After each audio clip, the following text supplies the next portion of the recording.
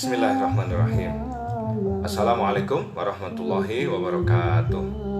Alhamdulillahirabbil alamin. Wassalatu wassalamu ala asrofil wa ala alihi washabihi ajma'in. Amma ba'd. Qala Allah Ta'ala fi Al-Qur'an Karim, a'udzu billahi minasyaitonir rajim. Salati wa nusuki wa mahyaya wa mamati lillahi rabbil alamin. La syarika ana awwalul muslimin. Bersyukur pada Allah yang tidak terhingga ketika di bulan suci Ramadan, bulan penuh ampunan, bulan perjuangan, bulan kemenangan, tempat turunnya Al-Quran, pintu surga dibuka, pintu neraka ditutup, pelipat gandaan, doa-doa diterima, dan banyak lagi yang Masya Allah ya, Allah SWT memberikan kemurahannya kepada kita umat manusia. Sebagaimana yang sering kita sampaikan, kita hanya bisa berdoa pada Allah. Semoga apa yang menjadi amalan-amalan kita hari ini, kemarin, bahkan nanti akan menjadi catatan di sisi Allah sebagai amalan baik dan akan diterima sebagai penghapus segala dosa-dosa kita. Kabarnya baik semua kan? Tetap sehat semuanya kan? Keluarga juga baik semua kan? Semoga jawabannya akan baik-baik semuanya.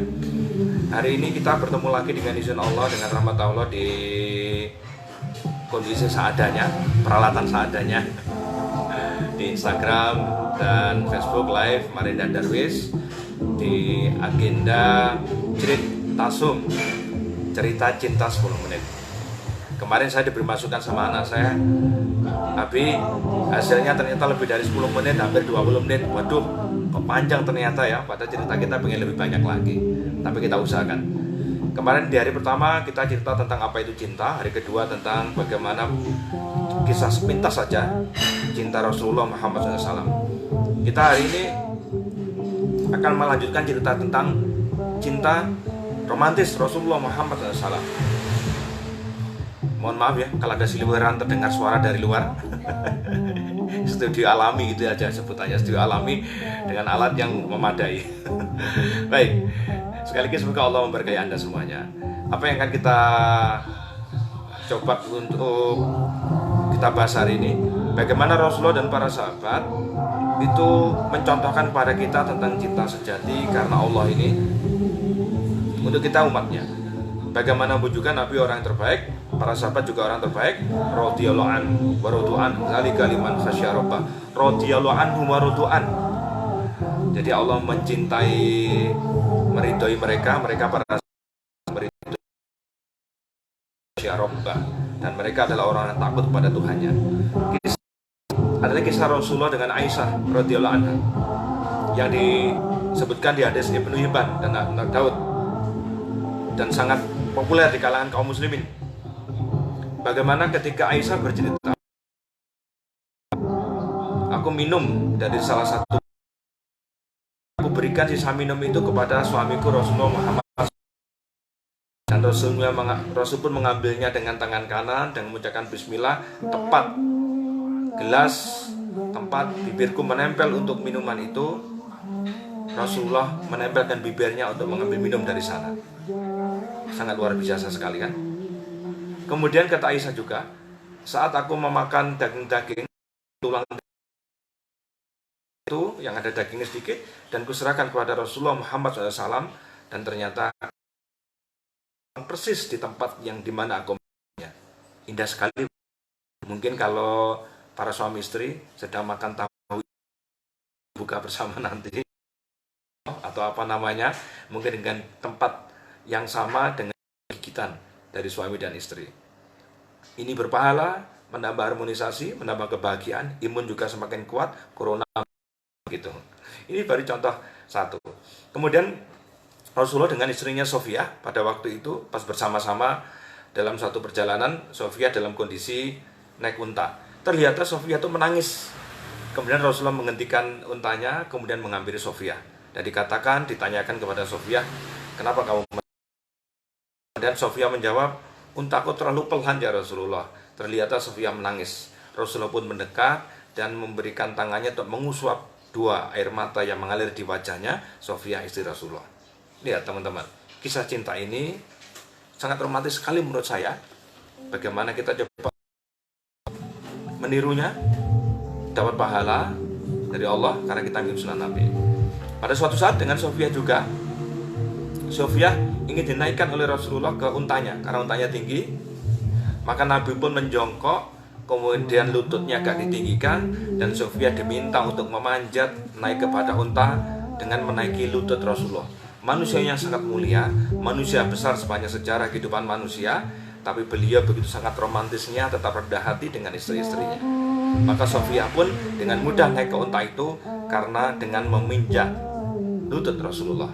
Luar biasa, la haula wala quwata illa billah. Kita mungkin bisa juga mencobanya ya, bagaimana sepele saja memasukkan dan mengeluarkan kendaraan istri bagi para suami ya. Istri mungkin bisa, tapi ini mungkin salah satu dari bentuk cara kita untuk berromantis berdekatan dia. Kemudian seperti biasa lumrah membukakan pintu mobil, biarkan istri masuk dulu, kemudian bukakan lagi dan sebagainya. Ini salah satu bentuk hari ini yang kita tidak sedang naik unta. Tapi kalau minum tadi mungkin bisa kita praktekkan. Atau pada waktu yang lain, bagaimana ketika Rasulullah dengan Aisyah radhiyallahu anha setelah junub, beliau berdua mandi bersama dalam satu bejana. Dalam hadis yang lain disampaikan beliau berdua saling membersihkan, bahkan ada yang mengatakan saling memegang tangan, mandi berdua dalam satu bejana. Asumsinya bejananya besar berarti ya, tidak mungkin bejananya yang kecil. Ember begitu kan tidak mungkin. Maka bejananya besar, maka bisa mandi berdua. Ini salah satu contoh bentuk bagaimana kisah cinta orang mulia ini tidak lepas dari sisi manusiawi yang berhajatkan antara seorang laki-laki dan perempuan, tapi dikemas dengan bentuk yang sangat indah, bisa berpahala, bisa mendatangkan surga. Lihatlah bagaimana Rasulullah menyebutnya.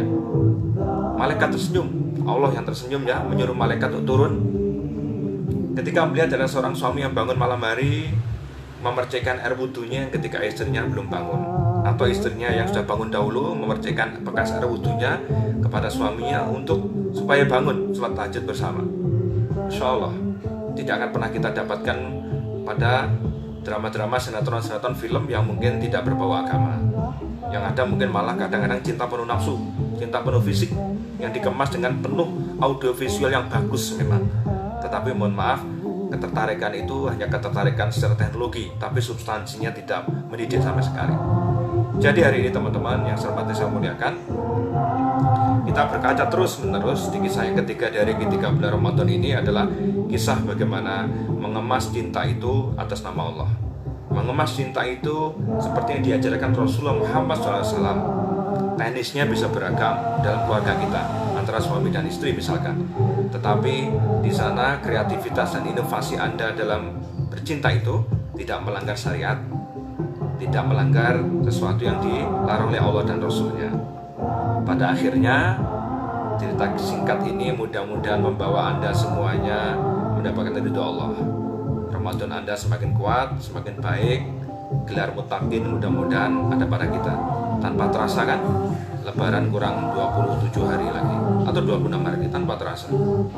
Semoga 3 hari yang terlewatkan sampai hari ini, 2,5 hari ini, pintu surga masih dibuka, pintu neraka masih ditutup, benar-benar menjadikan kita orang-orang yang berjiwa muttaqin.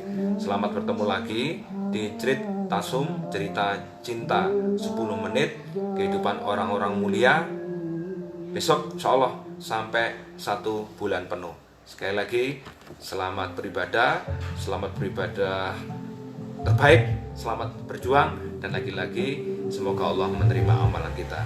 Saya Darwis, founder Gerakan Anak Bahagiakan Orang Tua, Gabo Indonesia, undur diri, pamit pada Anda semuanya. Assalamualaikum warahmatullahi wabarakatuh.